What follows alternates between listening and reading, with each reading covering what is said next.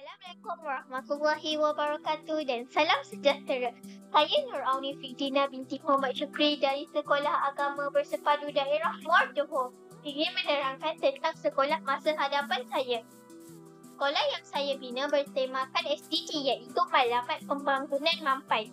SDG dilancarkan dengan matlamat yang menangani krisis golongan miskin yang terpinggir, persekitaran dunia yang semakin meruncing.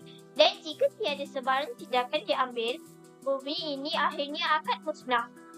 Rekaan ciptaan sekolah masa hadapan saya melibatkan 5 fungsi SDG, iaitu yang pertama, SDG 2, kelaparan sifar. Pada masa hadapan, saya ingin menerapkan SDG 2, iaitu bertujuan untuk mencapai jaminan makanan dan nutrisi yang lebih serta menggalakkan pertanian mampan dalam kalangan semua murid.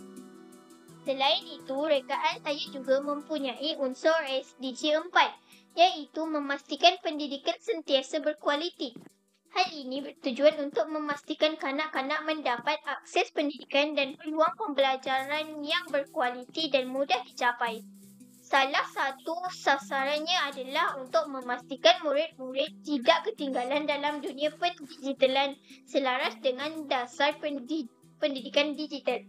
Menjelang tahun 2030, ciptaan ini akan mencapai akses kepada sanitasi dan kebersihan yang mencukupi dan saksama untuk semua. Matlamatnya adalah untuk menyediakan air yang baik dan pelupusan sampah untuk semua warga sekolah dan kawasan yang diperlukan untuk memanfaatkan semua kemahiran dan langkah-langkah untuk menggunakan semuanya.